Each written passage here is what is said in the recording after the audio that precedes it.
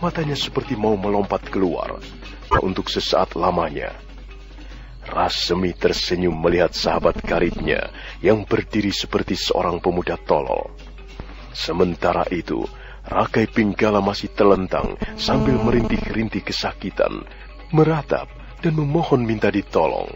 Cepat Rakuti, sebentar lagi prajurit-prajurit Majapahit akan datang. Jangan sia-siakan kesempatan baik ini. Cepat lakukan. Baiklah Rasemi, tapi kau yang bertanggung jawab. Aku yang akan bertanggung jawab. Dan kita yang menikmati keuntungannya. Cepat lakukan. Nanti akan kujelaskan semuanya kepadamu mengapa kita memilih tindakan ini.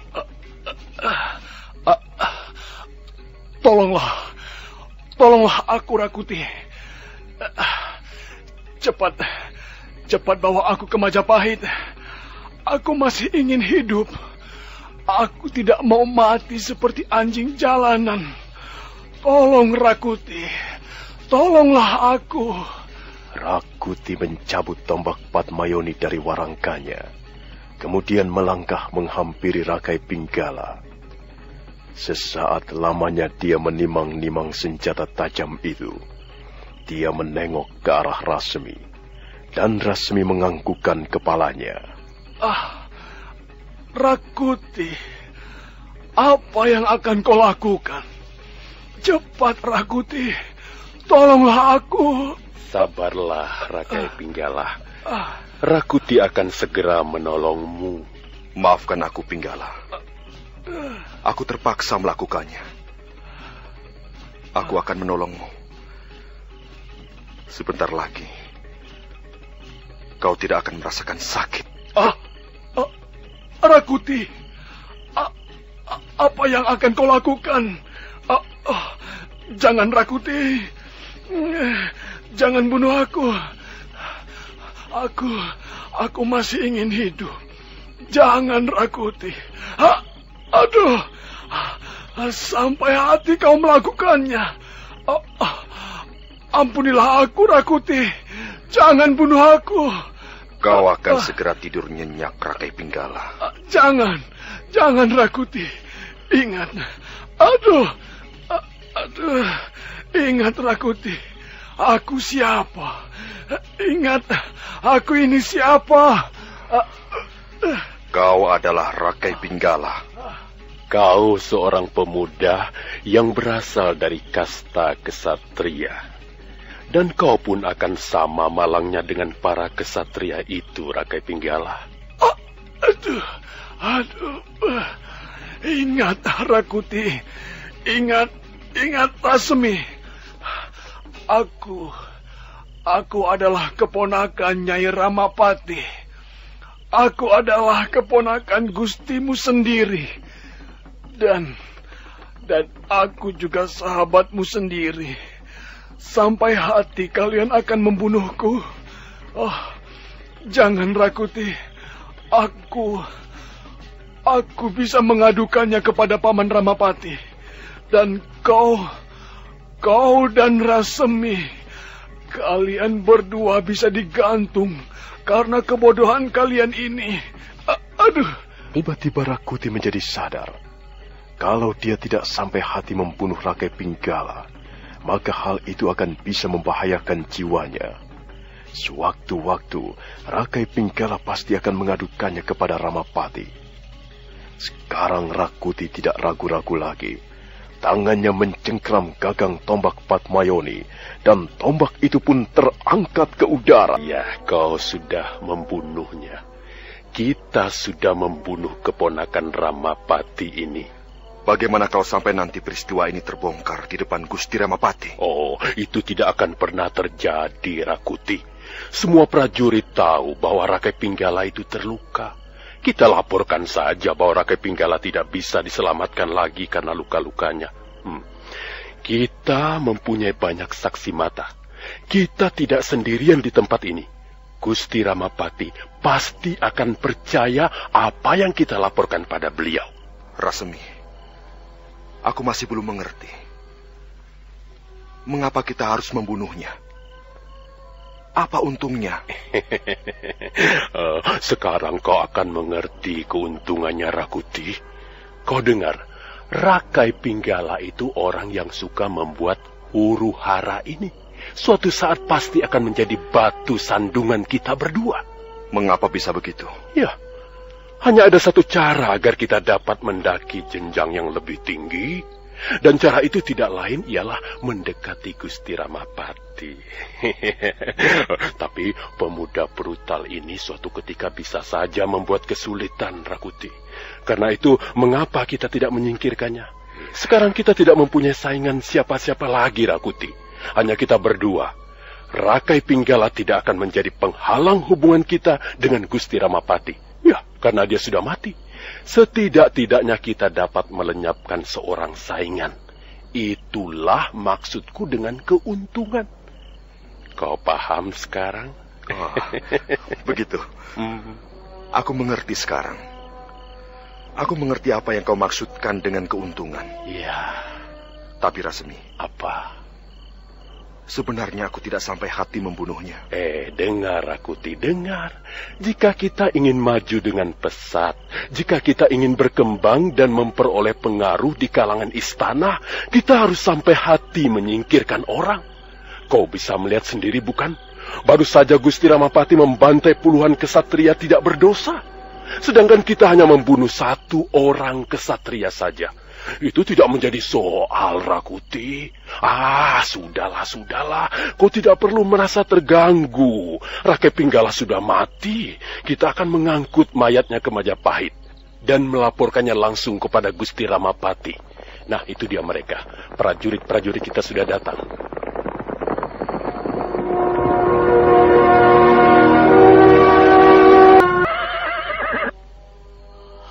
Maaf, Tuan Rasmi. Kami gagal menangkap Cakradara dan Kuda Merta. Mengapa kalian bisa gagal? Kami kehilangan jejak mereka, Tuan Resmi. Kami ragu-ragu. Kami takut tersesat jalan. Baiklah. Sekarang kalian turun dari kuda. Angkat Rakai Pinggala ke atas kuda dan marilah kita bawa mayatnya ke Majapahit. Tuan Pinggala. Apakah dia... Kalian melihat sendiri dia terluka di bagian pinggangnya. Rupanya dia tidak dapat bertahan lebih lama. Dia tewas begitu kalian pergi meninggalkan tempat ini. Ayo prajurit, angkat tubuhnya dan naikkan ke atas punggung kuda. Kita bawa Rakai Pinggala bersama-sama ke Majapahit sekarang juga.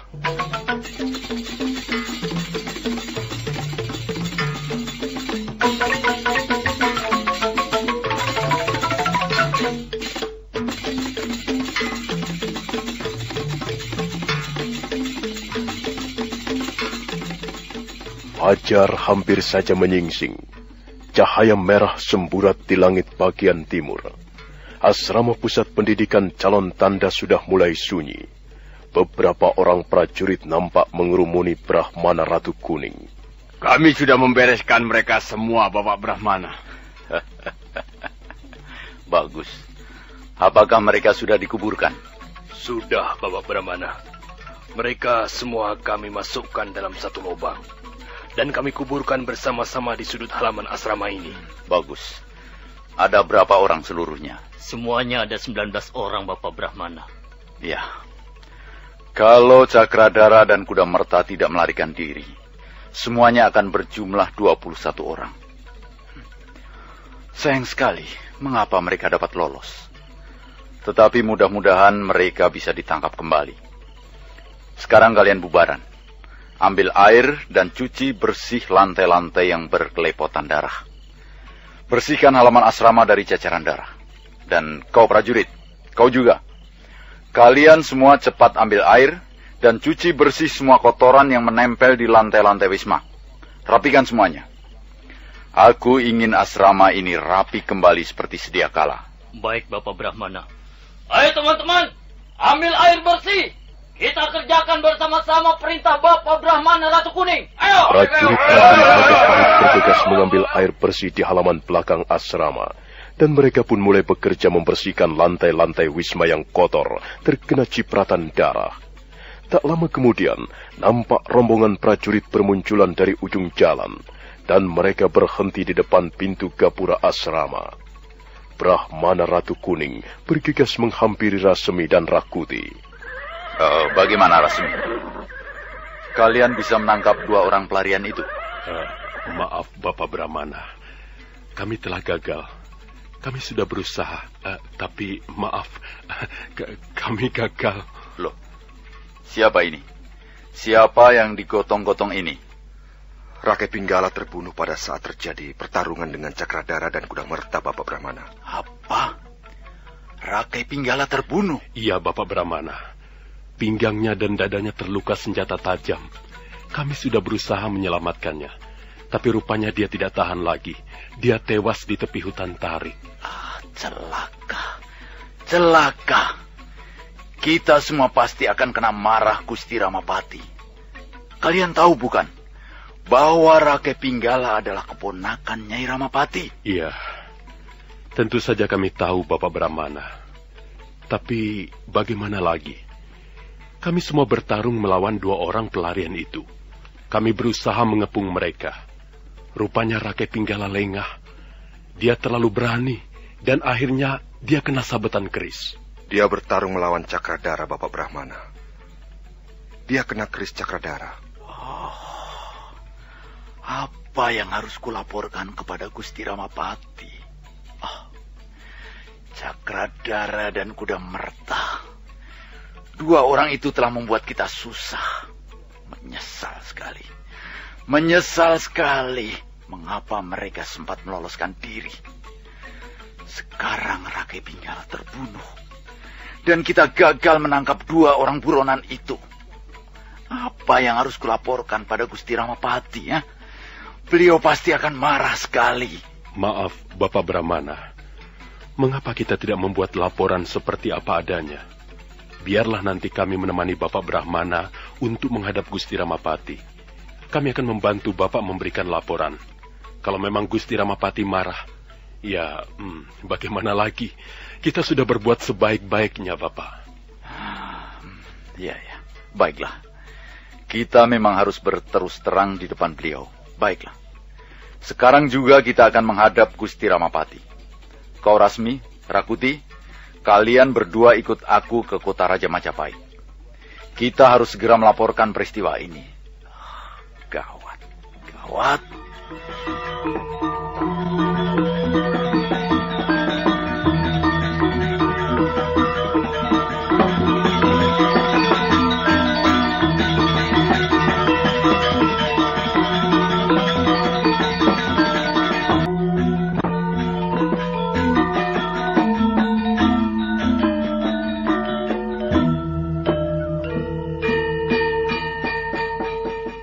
Goblok!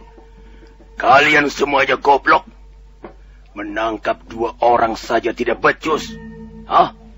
Untuk apa aku memberimu 200 orang prajurit? Ampun, Gusti. Kami sudah berusaha menjaiknya. Apa itu sebaik-baiknya? Hah? Mana yang baik? Semuanya jelek. Kalian gagal menangkap Cakradara dan Kudamerta. Bahkan Rakai Pinggala keponakanku terbunuh. Ampun, Gusti Ramapati. Kami sudah berusaha memperingatkan Rakai Pinggala agar jangan terlalu berani. Tapi dia nekat. Dia bertarung melawan Cakradara. Dan Cakradara berhasil melukai pinggangnya dengan sebilah keris.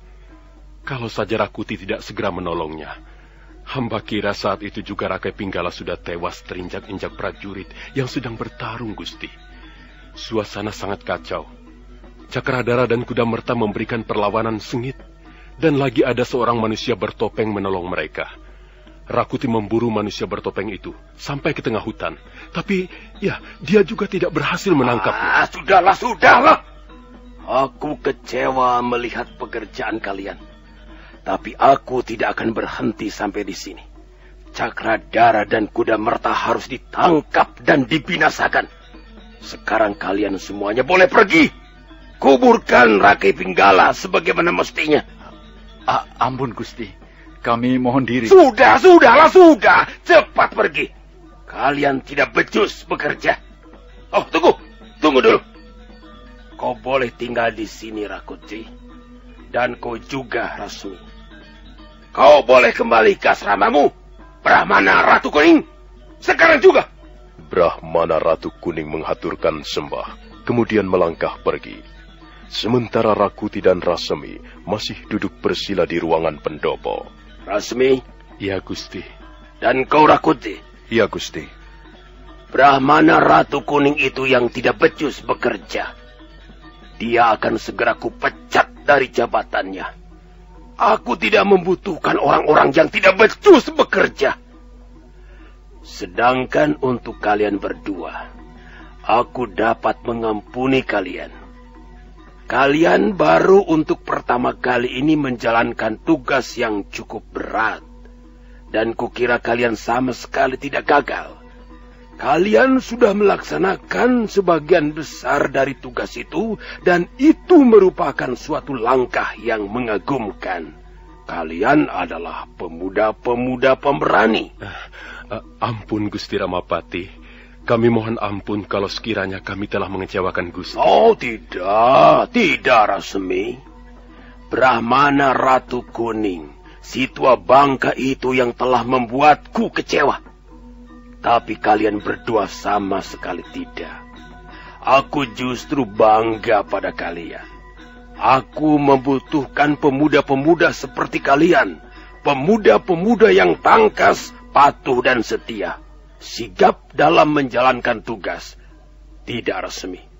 Kalian tidak membuatku kecewa. Ampun Gusti Ramapati. Bagaimanapun juga, kami telah gagal menangkap Cakradara dan Kuda Merta. Kami menyesal sekali.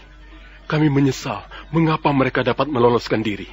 Kami telah berlaku sembrono. Kalau Brahmana Ratu Kuning bukan pimpinan yang goblok, Cakradara dan Kuda Merta tidak perlu meloloskan diri. Sudahlah Rasemi. Kalian berdua tidak perlu menyesal. Sekarang kalian berdua tidak usah kembali ke asrama pusat pendidikan calon tanda. Ampun Gusti. Kami belum tahu apa yang Gusti Ramapati maksudkan. Apakah karena kesalahan kami ini kami dipecat sebagai siswa? Tidak Rasemi. Aku tidak bermaksud memecatmu. Aku justru ingin mengangkat kalian menjadi pegawai-pegawaiku. Kalian tidak usah kembali ke asrama pusat pendidikan, dan kalian berdua boleh tinggal di lingkungan istanaku ini. Apakah kalian keberatan? Aduh Gusti, ini merupakan anugerah yang sangat besar bagi kami. Tentu saja kami akan menerimanya dengan tangan terbuka, Gusti. Terima kasih, Gusti. Terima kasih atas kemurahan hati Gusti Ramapati. Bagus, ya. Aku senang pemuda yang suka berterus terang. Bagus. Mulai sekarang kau boleh tinggal di lingkungan istanaku ini. Aku akan memberi kalian tempat tinggal yang nyaman. Masih ada beberapa wisma yang kosong. Kalian boleh memilih salah satu di antaranya. Tapi ingat Rasemi, dan kau juga Rakuti. Ya Gusti. Kau tidak boleh main-main bekerja kepadaku. Kau harus bersungguh-sungguh dalam melaksanakan tugas. Apa yang kalian lakukan malam ini merupakan langkah-langkah awal yang menyenangkan. Kuharap kalian bisa melangkah lebih baik lagi. Nah, sekarang kalian boleh pergi. Rasemi dan Rakuti menghaturkan sembah, kemudian melangkah pergi meninggalkan ruangan pendopo. Sang Ramapati memerintahkan 2 orang emban mengantarkan Rasemi dan Rakuti ke wismanya masing-masing. Dan mulai malam itu, Rasemi dan Rakuti menjadi orang-orang kepercayaan Sang Ramapati. Kurang ajar Cakradara dan Kuda Merta. Mereka membuatku susah saja. Rakai Pinggala terbunuh. Aku harus memberitahukan musibah ini kepada istriku. Dia pasti akan terkejut sekali. Tapi mudah-mudahan aku dapat memberikan pengertian padanya. Rakai Pinggala memang bocah berandalan. Suka berbuat sembrono. Sekarang beginilah akibatnya. Baiklah, aku akan menemui istriku. Dan setelah itu, aku baru akan menghadap Gusti Prabu. Sampai jumpa.